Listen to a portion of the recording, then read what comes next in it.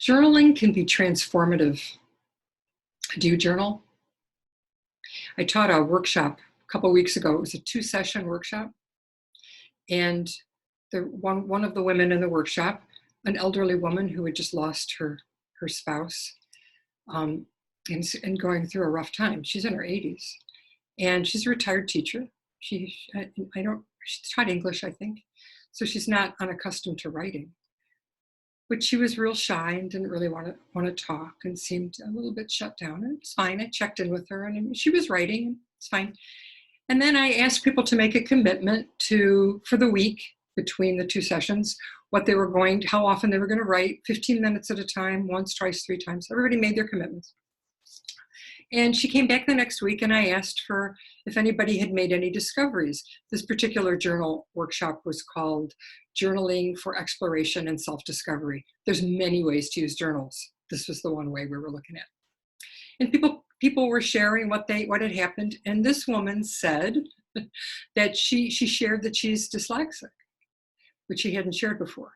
And she said, so initially and always, she has difficulty writing, even a whole paragraph. And in the workshop the week before, she was worried that she wouldn't be able to get anything out and was struggling to get a paragraph written. We were writing for 15 minutes.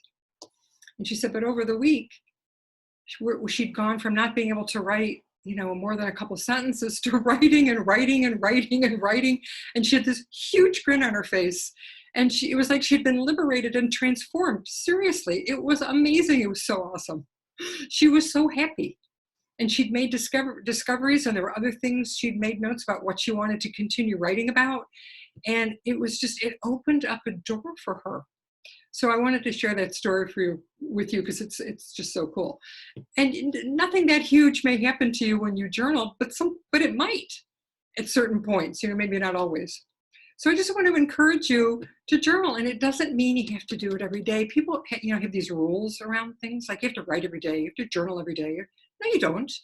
I go long periods of time without journaling, which I'm not suggesting you should do that, but I do. And then there's periods where, man, I'm journaling, especially if I'm having lots of dreams or if I'm trying to figure something out. So you can use journals for, like I said, this one was exploration and self-discovery, which can include writing about your dreams, asking yourself questions about a decision that you have to make, asking yourself questions about your biases and your opinions, where you stand on issues. You can write, book reviews for yourself. You read something. What about, as writers, what about it worked for you? You're talking to yourself. What's so amazing about journaling is there are no rules except keep writing. So when you started, I like to write for at least 15 minutes. Usually when I journal, it's for much longer than that. But if you're new to journaling, you might want to set an alarm, set your phone for 15 minutes. So you push past that resistance where the point, usually like 8 or 10 minutes, you think, I don't have anything else to say. Yeah, keep going. Wait till the alarm goes off, because that's when you can make some amazing discoveries. So I recommend that highly.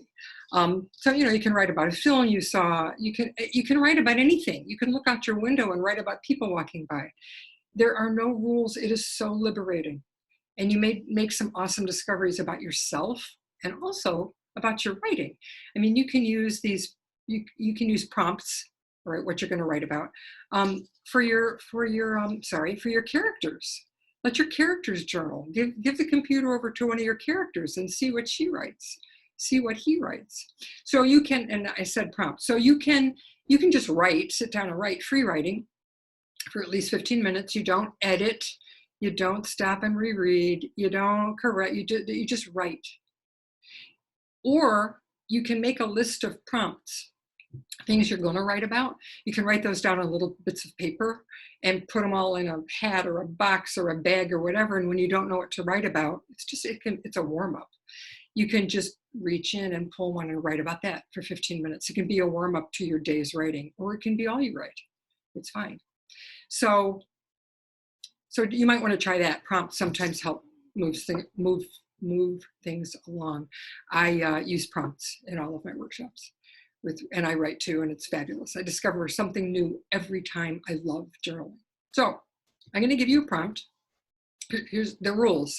We're not going to do it now, or you can, but you don't stop. You don't have to write fast. You can write slowly. You can even draw pictures. You could do whatever you want. It's totally liberating. It's total freedom.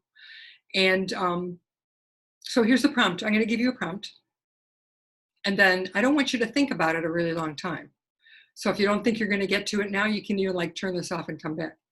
You don't want to think about it ahead of time. You just want to dive in and write and see what you come up with, okay? So here's a prompt that I gave in the workshop, actually, and here it is. If I dared to ... That's the prompt. If I dared to... Okay, there you go. Have fun journaling. And if you do it, come back and write in the comments how it went, if you enjoyed it, if you discovered anything, if it was just fun, or if it was dumb, or whatever, okay? I'm Pam Sorellis with Winged Horse Writing Studio, and I'll talk to you again next week. Take care.